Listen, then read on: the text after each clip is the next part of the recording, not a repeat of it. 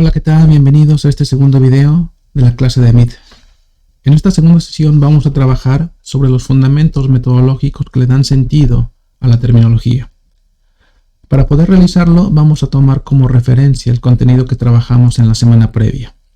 Este contenido, si recuerdan, está fundamentado en definir básicamente cuál era la materia prima de trabajo de la terminología. Uno de los contenidos importantes de la sesión anterior tenía que ver con la noción de conocimiento especializado. Este conocimiento especializado lo vamos a desmembrar en esta sesión a partir de estos fundamentos. Para que esto sea mucho más fácil de seguir, es importante retomar un poco el trabajo que realizaron en la meta previa.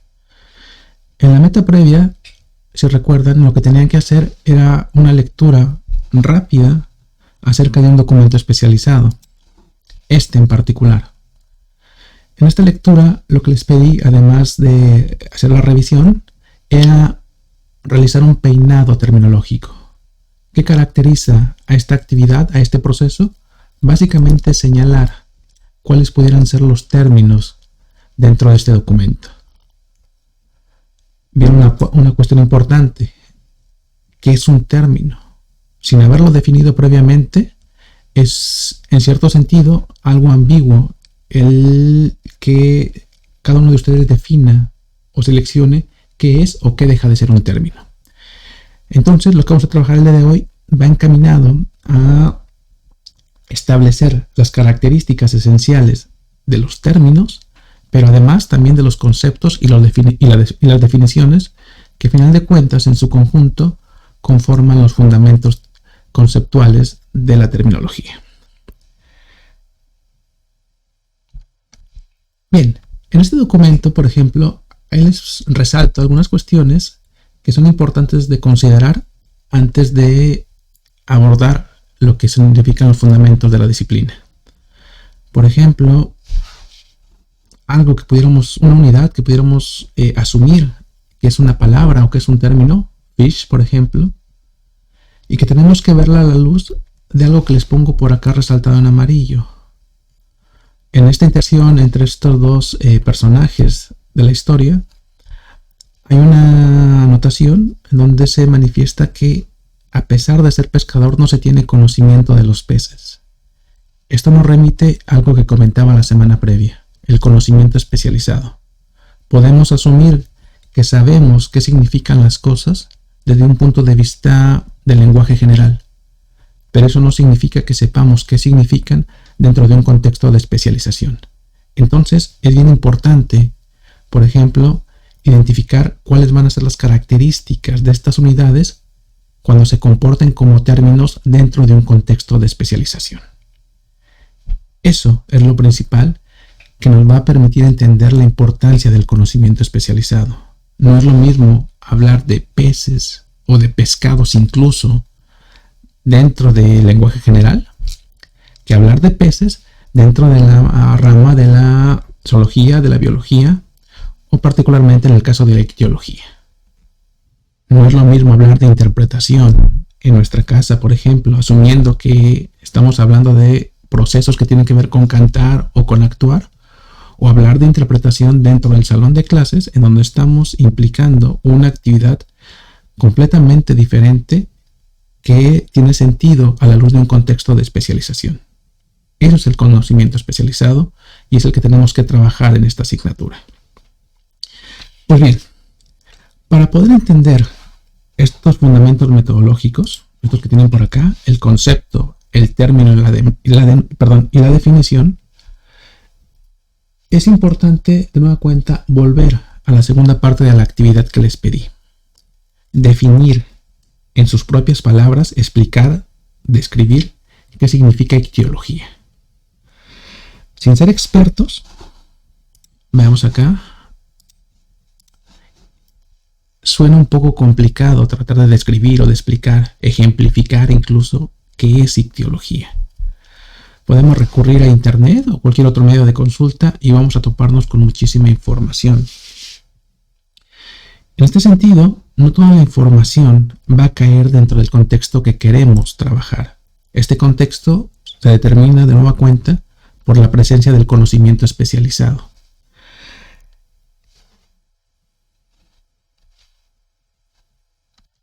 Entender este conocimiento especializado, independientemente de en qué área se dé, no es un proceso sencillo. Es en principio un proceso demasiado abstracto.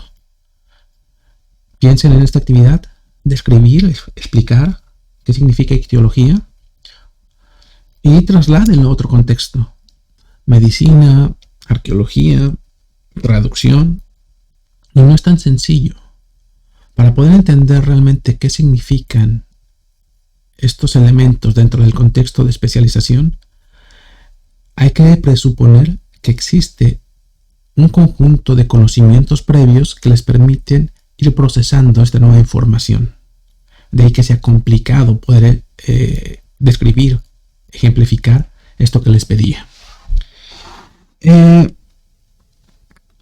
hecho de trabajar dentro del área de la traducción implica en cierto sentido que ustedes tengan que especializarse en algunos contextos en los cuales van a desempeñarse de manera profesional.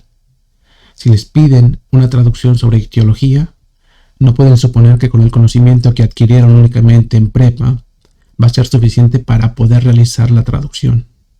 Tampoco su competencia lingüística les va a aportar todos los elementos necesarios para poder resolver esa traducción de manera eficiente. Por lo tanto, hay que documentarse. En esta documentación podemos enfrentarnos a muchísimos elementos. Tanto una página tan sencilla como Wikipedia, pasando, por ejemplo, por definiciones, yendo, por ejemplo, a foros de divulgación y, por ejemplo, ya en un escenario mucho más complejo, más completo, bueno, se está cargando la página, enfrentarnos a textos mucho más especializados, más cargados de conocimiento especializado.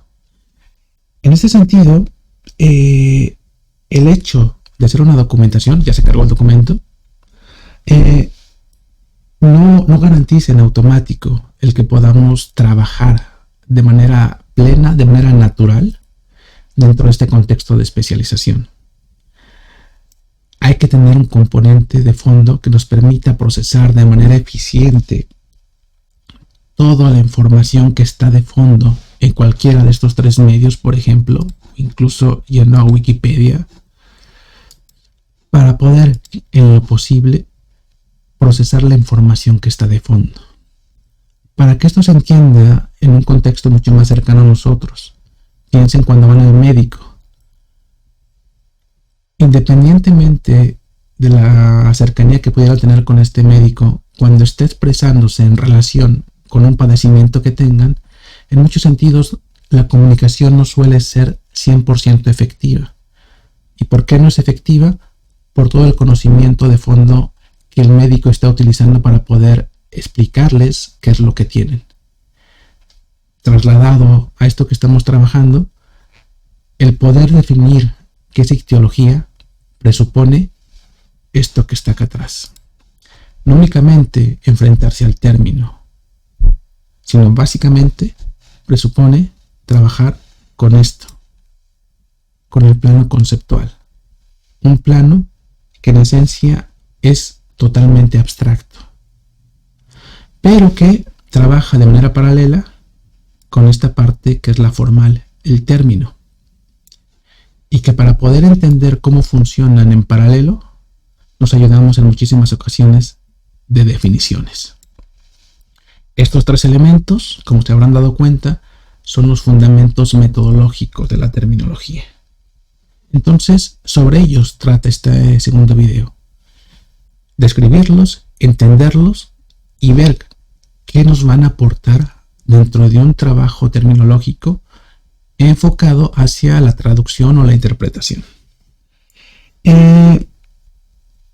Vamos entonces, de manera breve, a explicar este contenido que ustedes tienen como material de referencia para que quede mucho más claro la información que está de fondo. Entonces, partimos, de nueva cuenta, insisto, en tres componentes: el concepto y el término como elementos iniciales y finalmente la definición. son los tres componentes que van a guiar en este momento nuestra infraestructura mental para procesar la información que subyace a la terminología. ¿Qué es el concepto? En el material de referencia tienen información relativa a cómo podemos, desde un punto de vista lexicográfico o incluso terminológico, entender qué significa el concepto. Lo que realmente me interesa que ustedes recuperen o tengan presente siempre cuando estamos hablando de conceptos, tiene que ver con algo que no necesariamente aparece en esta información de forma explícita. ¿Qué es esto que aparece de manera implícita en este contenido que tienen acá? Esta información que estoy resaltando. Ideas, pensamiento, conocimiento y representaciones mentales. ¿Qué significa esto?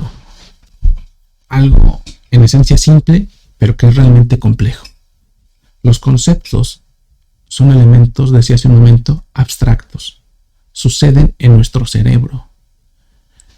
¿Y cómo es que entendemos que estamos percibiendo un concepto? Por las características que lo constituyen. Pongamos un ejemplo rápido para entender este apartado. Un concepto nos remite, por ejemplo, a identificar acciones con determinadas palabras. Si yo reconozco cierto tipo de características, por ejemplo, una caricia, un beso, una mirada, puedo inmediatamente correlacionar ese conjunto de características con una palabra. Y esta palabra posiblemente pueda ser amor. ¿Qué es lo que está pasando? Que mi cerebro está reconociendo esto que les pongo por acá en verde. Elementos que suceden en el plano mental y que nos están remitiendo a una unidad que la etiqueta. Entonces, nosotros funcionamos de esa manera. En términos mentales, reconocemos características y esas características están asociadas con una etiqueta. Esta etiqueta en el lenguaje general es la palabra. En el lenguaje de especialidad es el término. Entonces, importante en esta aproximación a estos fundamentos es que tenemos que tener muy claro que los conceptos no son definiciones, sino que son características de realidades específicas. Fíjense, en este ejemplo que les daba acerca de caricia, mirada y beso, no es que me estuvieran definiendo la palabra amor, simplemente estaba reconociendo elementos que son sobresalientes de esa realidad. Y esa realidad yo la puedo relacionar con esta palabra amor. ¿De acuerdo? Entonces, eso es bien importante. Los conceptos son elementos mentales, son abstractos, no los podemos tocar ni ver, a pesar de que ese concepto sea un objeto tangible. ¿De acuerdo? En esta segunda lámina, básicamente tiene que ver con la forma en la que los conceptos se relacionan con algo que posiblemente ya pudieran haber visto en una clase de lingüística, el proceso de conceptualización. Para ello, se presupone el conocimiento de la noción de signo lingüístico y cómo es que esta noción de signo lingüístico se correlaciona con esta información que les comentaba. Elementos que suceden en nuestro cerebro y que nos remiten de manera, digamos que con cierto grado de probabilidad, a una etiqueta que va a etiquetar, valga la redundancia, a ese conjunto de características. Bien, otra cosa importante en relación con los conceptos, para no ser muy pesado este video. Una vez que entendemos que estos conceptos suceden en nuestros cerebros y tienen como rasgo común el entenderlos como un conjunto de características, estos conceptos suceden en tres fases diferentes. Primero, como unidad unidad de pensamiento.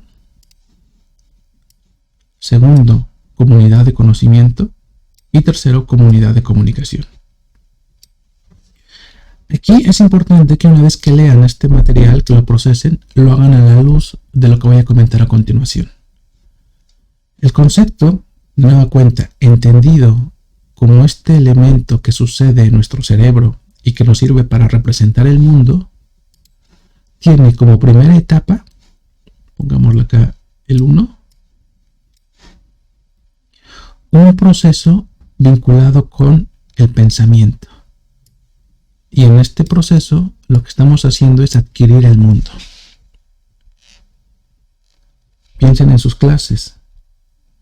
Cuando el profesor está explicando algo que es completamente nuevo, empieza a sobresalir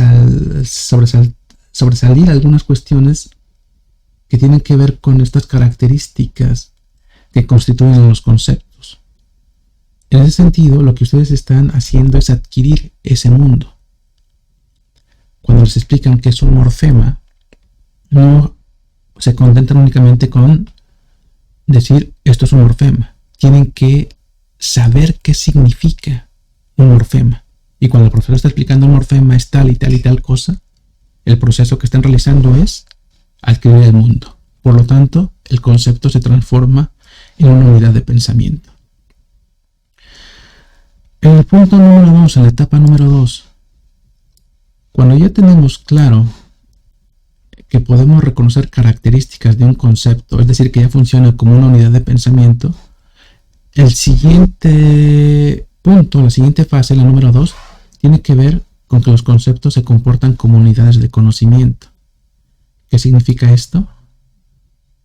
Que estamos clasificando ese mundo que adquirimos. ¿Cómo sucede esto? Si yo ya reconozco las características más importantes de lo que significa un morfema, ahora también dentro de este contexto de especialización puedo clasificar esa información. Sé que ese morfema no pertenece al dominio, por ejemplo, de la pragmática, sino que corresponde al dominio de la morfología. Y sé que este morfema, ya en un contexto mucho más especializado, es un morfema flexivo, no derivativo. Entonces, lo que estoy haciendo básicamente es clasificar este conocimiento que ya adquirí por acá. Por lo tanto, repito, el concepto se comporta como una unidad de conocimiento. En la última etapa, la fase número 3, unidad de comunicación, el concepto se comporta ya como un elemento el cual es etiquetado por una unidad, puede ser una palabra o un término, repito, depende de dónde nos movamos, si en el lenguaje especializado o el lenguaje general, y por lo tanto ya podemos utilizarla para comunicarnos. Esto es bien importante dentro de un contexto de especialidad, porque cuando ustedes ya conocen de qué se trata, no necesariamente tienen que estar diciendo esto es un morfema, esto es un morfema derivativo, esto es traducción audiovisual, esto es traducción asistida por computadora. No, ya funciona el concepto de manera plena en su mente, como unidad de pensamiento, como unidad de conocimiento, y por lo tanto pueden comunicarse sin mayor problema. Eso es el concepto, y es lo que subyace al conocimiento especializado y al conocimiento en general. Pero dentro del contexto de la clase nos vamos a referir únicamente a los contextos de especialización. Para que ustedes puedan describir o ejemplificar qué es ictiología, tienen que haber procesado la información en estas 3 fases para poder decir ictiología es esto, esto, esto y esto, se caracteriza por tales cosas y podemos ver un ejemplo de ictiología aquí. Lo mismo cuando hablamos de traducción. Conforme ustedes van avanzando en su proceso de especialización, deben ser capaces de explicar, ejemplificar, describir y no únicamente definir. ¿De acuerdo? El siguiente elemento dentro de estos fundamentos es la unidad terminológica o término. Acá se las pongo como UTs por lo siguiente. Porque una unidad terminológica puede constituirse por una simple unidad o por un conjunto de unidades que funcionan como una sola. Vamos a poner un ejemplo rápido. Traducción es una unidad terminológica constituida por un solo componente, pero traducción asistida por computadora es una unidad terminológica constituida por 3 componentes, y estos 3 funcionan como una cuestión unitaria. Entonces podemos referirnos a los términos como unidades terminológicas y no pasa nada. Lo importante es entender qué significan. ¿Y cómo entendemos qué significan los términos? Pues con base en lo que explicaba lo que es un concepto, como la etiqueta. La unidad terminológica es, déjame lo pongo por acá, la etiqueta. La etiqueta que va a condensar ese conjunto de características de los conceptos. Y por lo tanto, cuando estemos utilizándolos, como pongo por acá, como unidades de conocimiento, sea mucho más fácil entender de qué estamos hablando. Por ahí tienen un poco de información un poco más profunda en relación a cómo se entienden estas unidades terminológicas. Echen un ojo. Es muy probable que en cierto sentido este conocimiento ya lo posean, puesto que es la forma más natural en la cual se acerquen a las traducciones especializadas, atendiendo a los términos únicamente y no necesariamente a los conceptos. ¿Qué estamos haciendo en esta clase? Tratar de entender que el término no es únicamente la etiqueta, sino que subyace a el concepto, y que paralelo a estos está la definición. Importante, tenemos que resaltar de este apartado que los términos se constituyen por diferentes componentes, o pueden constituirse por diferentes componentes, tanto por elementos no lingüísticos, por ejemplo, símbolos y fórmulas. Quienes hayan tenido que traducir algo de química, de matemáticas, se habrán percatado de que hay información que está implicando conocimiento especializado de fondo. Elementos lingüísticos como prefijos, sufijos y obviamente la unidad como tal. Y, como decía, estructuras fraseológicas, como por ejemplo interpretación consecutiva, es decir, componentes que, como decía acá arriba, funcionan como un elemento unitario. Esto lo salto, ya con base en la explicación pueden procesarlo de manera más rápida, y me voy básicamente a este apartado. Cuando estamos hablando de términos, es importante reconocer que tienen diferentes formas para poder constituirse. Y esto lo quiero resaltar de manera muy breve, puesto que en el trabajo del traductor, en muchas ocasiones es muy común que tengan que proponer formas para términos que no existen, para vacíos terminológicos en sus lenguas de trabajo. Entonces tienen diferentes formas para poder crear un término. Todos lo tienen por acá. Desde, por ejemplo, crear un neologismo, que en muchos sentidos no es la opción más viable si es que ya existe una forma que esté operativa. Y cuando crean neologismos, pues tienen que hacer caso a la competencia lingüística que tienen en sus lenguas de trabajo. Por ejemplo, en este caso del español, entender muy bien cómo funciona la morfología, la sintaxis, para poder crear un neologismo que tenga probabilidad de progresar en el sistema y convertirse en un término ya fijo dentro del contexto de especialización. Y tienen además otro tipo de parámetros para poder crear términos que puedan considerarse como nuevos. Por ejemplo, procesos de truncación, en donde cortan un término, abreviaturas, en donde estamos también acortando la estructura larga de un término, siglas, acrónimos. ¿Qué diferencia una sigla de un acrónimo? Pues básicamente las siglas son las iniciales y el acrónimo es un acortamiento en donde no necesariamente está presente la sigla, sino que puede constituirse por una estructura silábica más amplia. Pueden, en otro sentido, hacer uso de formas existentes.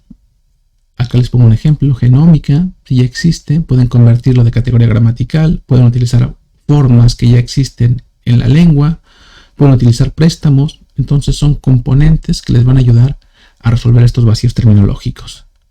Y también pueden hacer uso de los préstamos a nivel interlingüístico, que me imagino que ya todos conocen, como los préstamos a nivel directo, con adaptación, sin adaptación, y aunque no sea lo ideal, también por ahí salen los calcos. Entonces son un conjunto de componentes que tienen como elementos desde la terminología que les van a permitir en cierto momento resolver cuestiones en relación con vacíos terminológicos. ¿Sale? Importante ahí, y de nueva cuenta vuelvo al concepto. El vacío terminológico presupone que no existe una etiqueta en la lengua de llegada, pero eso no impide que el concepto como tal exista. El concepto se vuelve en cierto sentido universal e independiente de la lengua. Un morfema es lo mismo en español que en húngaro, pero el término, la etiqueta, obviamente va a ser diferente. Entonces, ahí pueden notar esta diferencia entre concepto y término de manera más clara. Finalmente, el último fundamento es la definición. Y como lo expresaba hace unos momentos, la definición es este vínculo en paralelo entre el concepto y el término. En la definición, básicamente lo que estamos haciendo es poner en orden de jerarquía estas características que constituyen a los conceptos. Y las jerarquizamos a partir de una estructura lingüística, es decir, le damos una estructura de frase, una estructura oracional, en donde ya metemos verbos, perífrasis, metemos toda la infraestructura lingüística para que quede algo entendible y no únicamente nos guiemos por la identificación de características. Entonces ya podemos encontrarnos con todo aquello que conocemos. X es tal cosa. X se entiende como tal. X se define como tal. Es decir, en esta estructura verbal, lo que estamos haciendo es introducir lingüísticamente las características que constituyen a estos conceptos. Importante dentro del contexto de la clase es que deberíamos estar mucho más familiarizados u orientar nuestro trabajo a futuro en definiciones terminológicas. Estas definiciones terminológicas van a estar caracterizadas por el conocimiento que presuponen. Y en este sentido se vuelven definiciones no tan transparentes. Me imagino incluso que algunos de ustedes, si se metió a leer qué es ictiología y por ahí le causó una duda, pues a lo mejor se fue más al fondo y fue leyendo más cosas. Básicamente ese es un proceso de definición terminológica. Aquí tienen un ejemplo. X es un tipo de Y diferenciado de otros subtipos, tal y tal.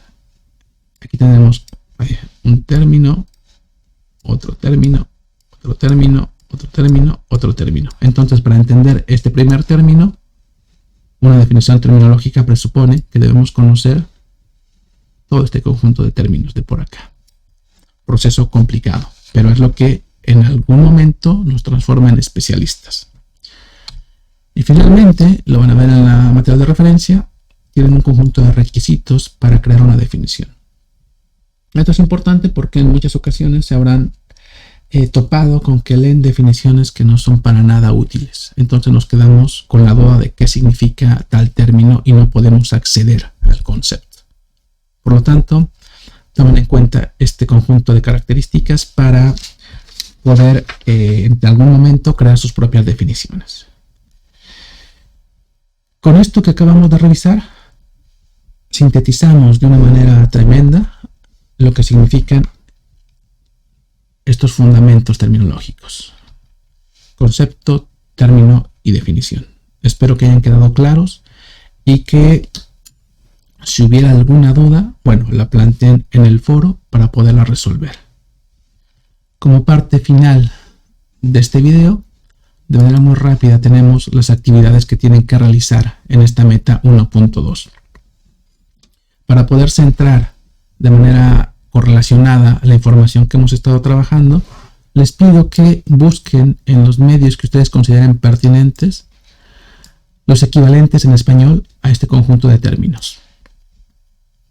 Les pido que una vez que lo hayan hecho, lo registren en un documento de Word y, ojo, únicamente después de haber hecho este proceso, que consulten en estos bancos terminológicos los equivalentes en español para estos mismos términos. este proceso va a arrojar otro conjunto de equivalentes encontrados en estas bases. Por lo tanto, en la entrega que les pido, tendrán que subir un documento de Word con los 18 equivalentes. 9 de la actividad primera, en donde ustedes hayan encontrado los equivalentes en los medios en los cuales ustedes hayan considerado pertinentes. Y 9 extraídos de este proceso número 2, en el cual les estoy diciendo busquen en estos bancos terminológicos. Con ello podrán darse cuenta de la importancia que tiene este conocimiento especializado y cómo la búsqueda de equivalentes es un proceso que no es sencillo, no es lineal y presupone, en cierto sentido, esto que tenemos por acá, los fundamentos. Con ello concluimos este segundo video y nos vemos en la próxima sesión. Hasta luego.